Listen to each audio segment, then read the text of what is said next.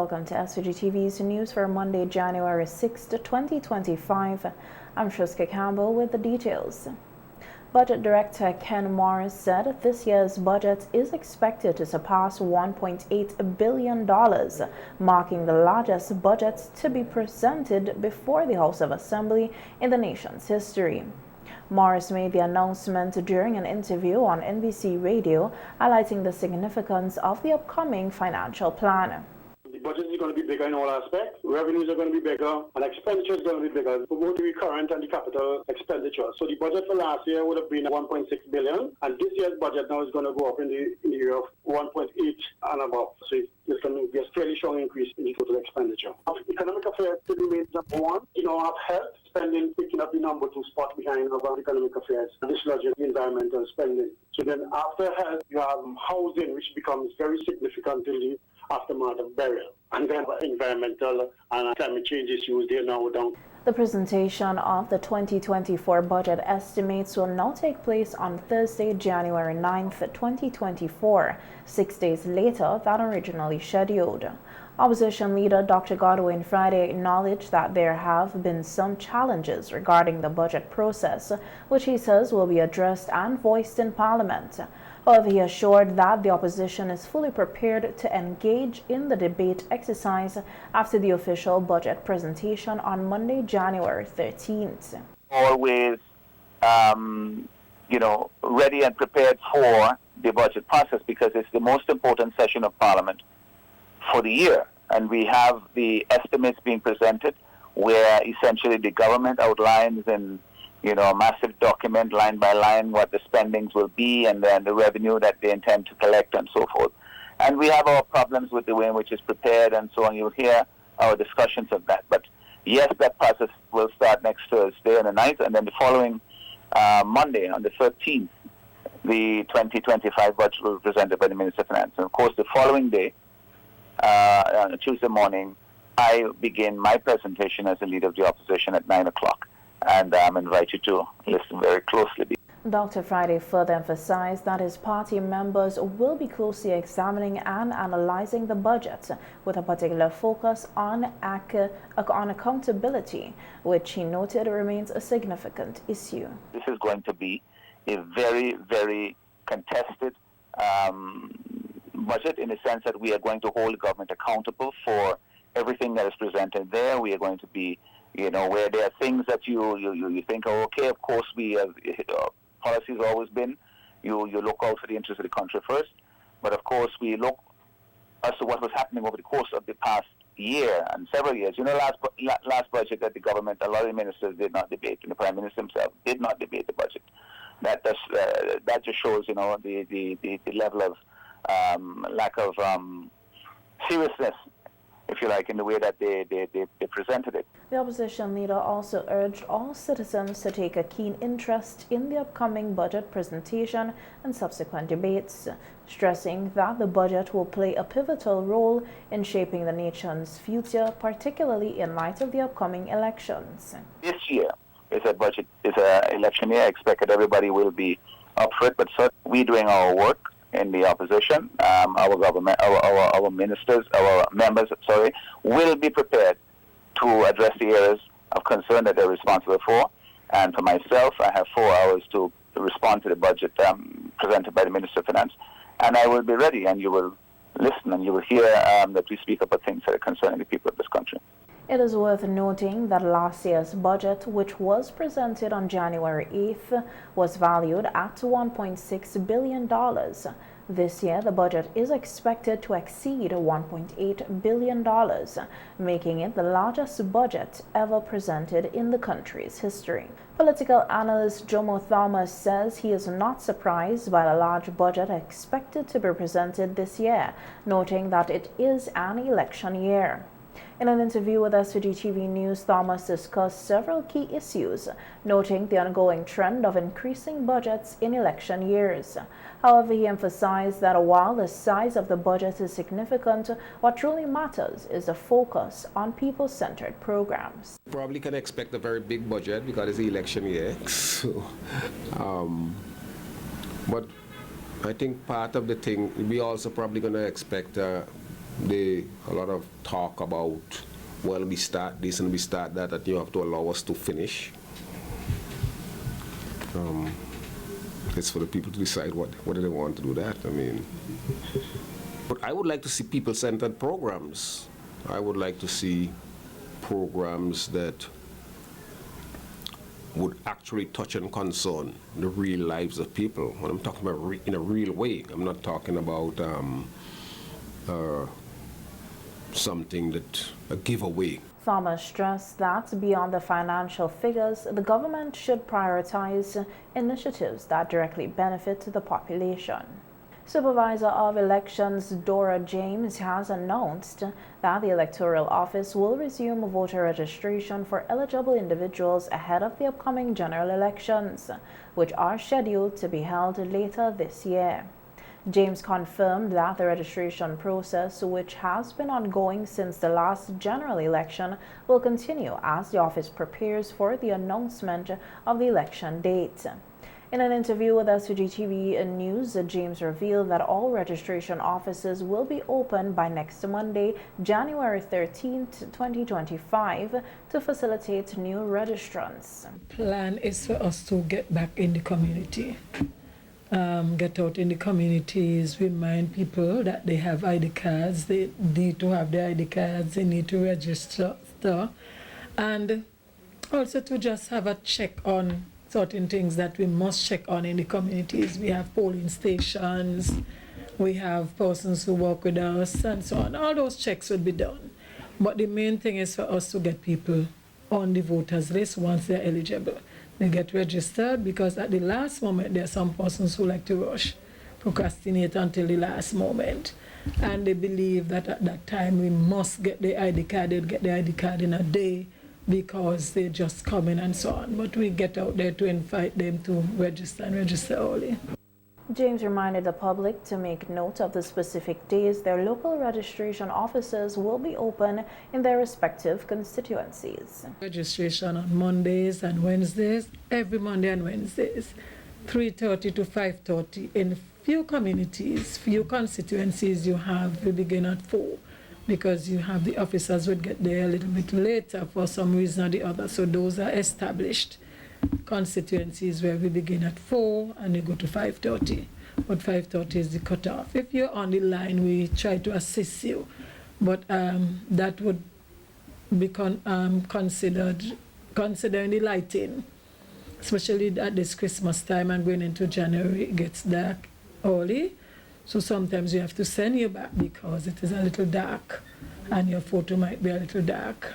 Meanwhile, James acknowledged the challenges the electoral office has faced in registering voters in the southern Grenadines, particularly after many residents were displaced by Hurricane Beryl last year. She explained that offices will notify Union Island residents in advance of their visit to the island to facilitate registration, and similarly, they will do the same for residents of Canouan and Mairo. In the Grenadines, we have a challenge because the officers are on the mainland based on what transpired because of Beryl.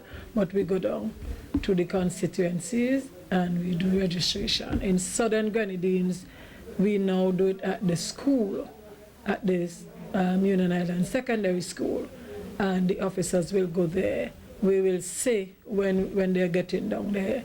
In Canouan and Mairo, we have split the days, because the officer who worked on Mairo, she's now on the mainland, she doesn't have a home. She came from Union and so on. So there's an officer who did Canouan, and she's doing Canouan on Wednesdays and Mairo on Mondays. But in all constituencies, we will have registration.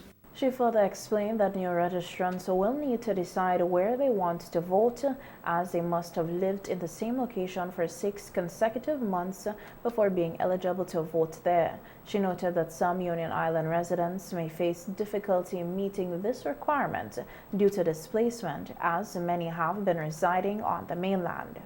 New registrants, however, must be on Union Island or Mairo or Canouan for 6 consecutive months before you can do your registration.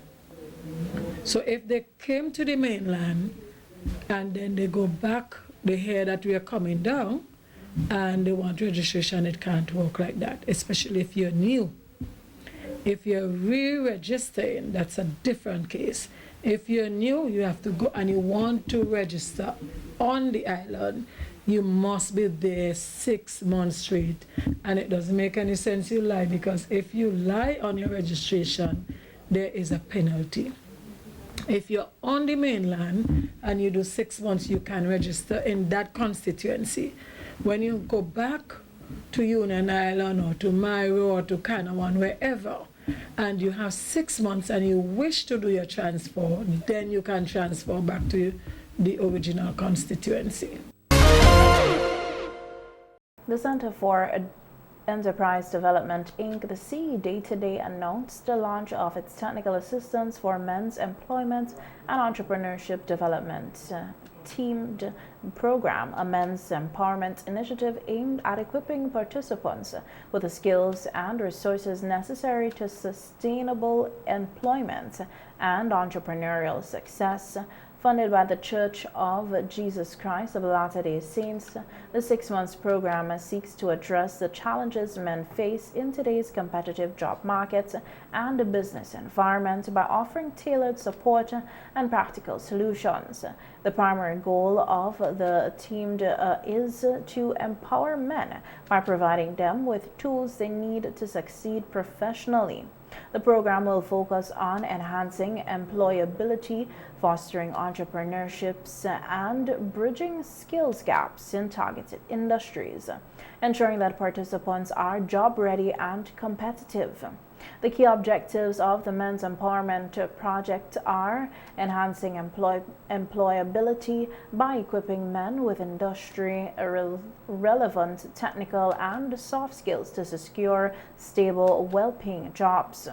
Fostering entrepreneurship by providing support to aspiring entrepreneurs to start, manage, and scale successful businesses. Bridging skills gaps by addressing deficiencies in key industries and ensuring participants are ready for workforce. Additionally, the project aims to promote economic growth by enabling participants to contribute meaningfully to their communities and the broader economy. The teamed project will offer a variety of services, including career development, comprehensive training in technical skills, resume building, and interview preparation. Entrepreneurship support, workshops on business planning, financial management, and market strategies, mentorship and coaching, personalized guidance and advice to help participants navigate challenges, networking opportunities, connections with industry professionals, investors, and like-minded peers, access to resources, information on funding options, and resources to support participants' success. The program will primarily cater to men aged 18 and above, including recent graduates, mid-career professionals, and those interested in entrepreneurship. It is especially focused on individuals facing barriers to employment or those seeking guidance in launching a business.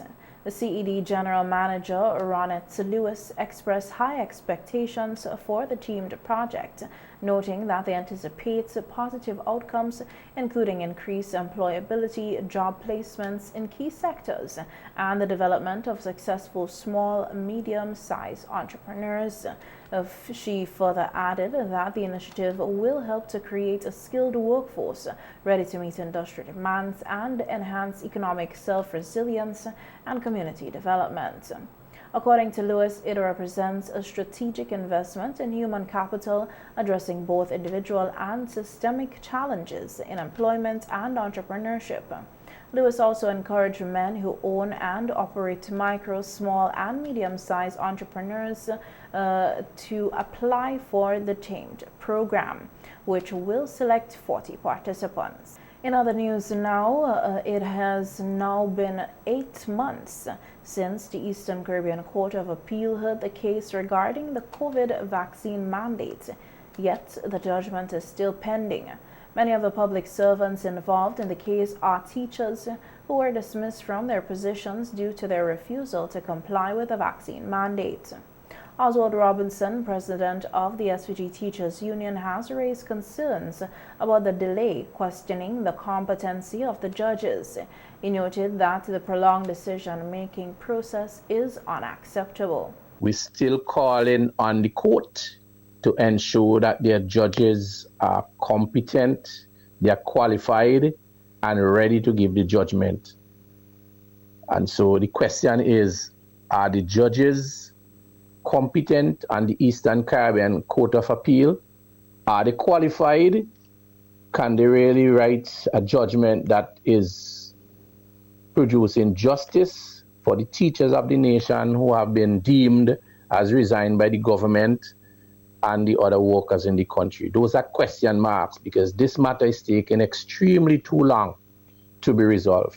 And it begs whether the Eastern Caribbean Court of Appeal is really competent. It's really a competent authority to address issues related to people's constitutional rights. Robinson expressed hope that a decision will be made soon as possible and remains optimistic about a positive outcome for the demised public servants. The Royal St. Vincent and the Grenadines Police Force has formally arrested and charged Eros Kane, a 64-year-old chauffeur of Glen, with the offense of murder. As previously reported on January 3, 2025, Andrew Williams, a 41-year-old laborer of Glen, sustained 2 gunshot wounds to the right side of his torso and later succumbed to his injuries at the Milton Cato Memorial Hospital. A post-mortem examination confirmed that Williams died as a result of the gunshot wounds to the body. Kane was arraigned at the Serious Offences Court today, Monday, January 6th. He was not allowed to plead to the indictable matter and remanded into custody at His Majesty's prison. The case was adjourned to February 3rd, 2025. The SVG Police Force continues to urge anyone with information that could assist with this and other investigations to come forward, stating that all information will be treated with the strictest confidentiality.